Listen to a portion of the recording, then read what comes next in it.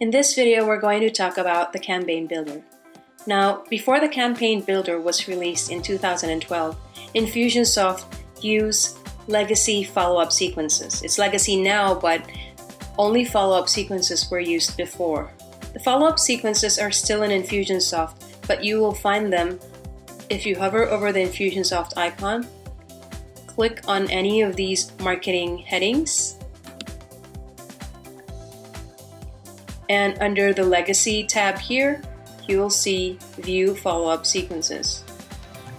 Now, before the Campaign Builder, Infusionsoft users used follow-up sequences in order to create actions and automate emails. With the advent of the Campaign Builder, Infusionsoft users can now easily visualize what their campaigns are going to look like. You'll find the Campaign Builder if you hover over the Infusionsoft icon. Under Marketing, click on Campaign Builder. Let's go ahead and click on Create a Campaign. It will prompt you to name your campaign. Let's call it Test Campaign.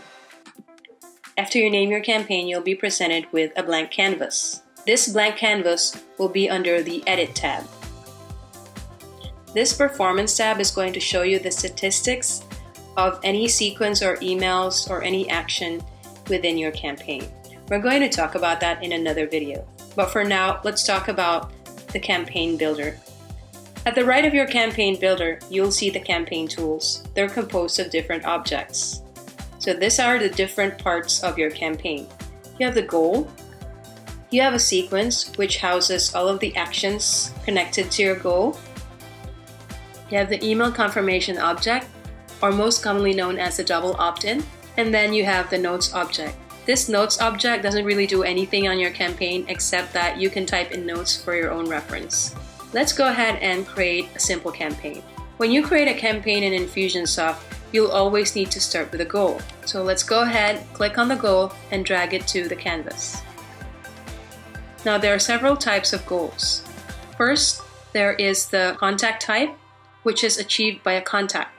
So when a contact submits a web form, submits a landing page form, clicks a link, reaches a score, or purchases a product. There's also the user type goal, which is achieved by an Infusionsoft user, so that when a user submits an internal form, completes a task, moves an opportunity, applies a note, and applies a tag. Or there's also a goal via integration. So when you integrate another application to your Infusionsoft application, which is usually done via the API. So when an API call is made, or when a Grow Social form is submitted, or a Twitter lead gen card is submitted. So these are the types of goals in Infusionsoft. The most common goal is the submits a web form goal, which is achieved by a contact. So let's go ahead and build that. We're going to name a goal as the opt-in form. Hit save. This goal is grayed out because it's not ready. So we need to double click on the goal in order to edit it. You are now in the editing screen of the opt-in form or the web form. The first name and email fields are the default fields in a web form. So you have the first name field, the email field, and the submit button. The submit button submits the web form, so that is clicked by the user, which sends the first name and email information into Infusionsoft. And once you're ready, toggle this into ready mode. Click back to the campaign. You'll notice that this web form is now light green, which will become green as soon as we click on Publish. But we're not done yet. After a goal, you need to specify actions that you want to happen once this goal is achieved. So once the web form is submitted, what do you want to happen? These actions are housed inside a sequence. So we're going to go ahead and click on a sequence and drag it onto the canvas. And we want to make sure that these series of actions and emails actually happen after this web form is submitted. So we're going to go ahead and drag this green arrow to connect to the sequence. And that ensures that when this is submitted, then this sequence happens. Again, the sequence is just a series of actions. Let's go ahead and put in a descriptive name for the sequence. So we're going to say opt-in sequence. Again, the sequence is grayed out. It's because it's not ready yet. So let's go ahead and double click on the sequence. So this sequence, as I said, is a series of actions that's going to happen. So it shows you a blank canvas. The sequence has several parts. So again, you will see at the right the tools that you will need within the sequence. So you have several types of timers: start, delay timer, date timer. Then you have communications, which will be if you want to send an email, a voicemail, a fax, or a letter. And a process, if you want to remove or apply a tag, apply a note, create a task for an Infusionsoft user, set a custom field value or a field value, assign an owner to the contact record, create an opportunity, create a fulfillment list if you have an external fulfillment house, or if you want to send a list of contacts to someone, send an HTTP post if you are creating an action outside of your application, and if you're using any legacy action sets, that means any actions that were created before the campaign builder was released. And of course, again, there's the notes, which you can drag on the canvas if you want to create notes to yourself or whoever views this campaign. So let's go ahead and do a basic sequence. What I want to happen after a customer or after a user fills out the web form is I want to apply a tag or a label. So I'm going to go ahead and click on process, scroll up and choose apply or remove tag. Double click to configure it. I'm going to apply the new prospect tag. If that tag already exists, then you can choose it from a drop down here. If it doesn't, you can go ahead and create it by just clicking on the create button. Choose a category, usually it goes into prospect tags, and then hit save. After that, I want to wait 5 minutes. So I'm going to click on timer. I'm going to choose delay timer. Double click to configure. I'm going to wait 5 minutes on any day between 12 to 11:45 p.m. After 5 minutes, I'm going to send an email. So I'm going to go to communications and click email and drag. So I'm going to send a welcome email. Make sure that you always put in a descriptive title to any email, any sequence, or any goal, or anything that is on your campaign, so that anyone who sees it or anyone who views your campaign understands the campaign. So we have the elements that I want on my sequence, which is to apply a tag, wait 5 minutes, and then send a welcome email. So I'm going to go ahead and put it on ready mode and click back to my campaign. So now I have the two important elements of my campaign, which is the goal and the sequence.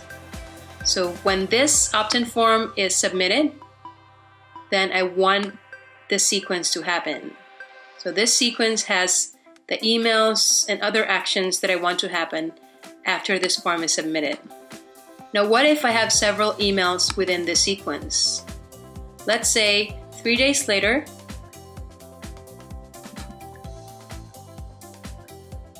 I want to send another email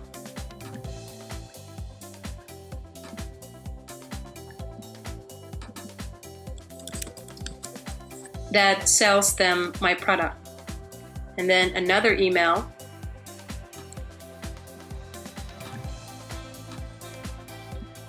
three days later with another sales email. Now, if you want to save time, you can go ahead and highlight or drag, and then right click and click on duplicate. So that just duplicated whatever I dragged and was highlighted. And you can move this toolbox around and go ahead and connect them. So 3 days after the first sales email, I want to send a second sales email. And I want to duplicate this and send a third sales email. So make sure you always connect these different objects together so that they happen after the form is submitted. Once you're happy with all of your emails and all of your objects in your sequence, you can go ahead and go back to campaign. Right, so right now we have a working campaign, an opt-in form, and several emails lined up and a tag to be applied after the opt-in form is submitted. Now remember, we're sending 3 different sales emails after that first welcome email. What if the customer actually buys from any of these emails? Let's say from the first sales emails, he buys your product. Of course, you don't want that person to keep getting your sales emails. So what you want to do is, you want to create a goal so that this sequence stops when your product has been purchased. So you want to go ahead and again, click on goal and drag it to your canvas. But this time, what do we want the goal type to be? Exactly, we want it to be when a contact purchases a product. So we're going to give our goal a name.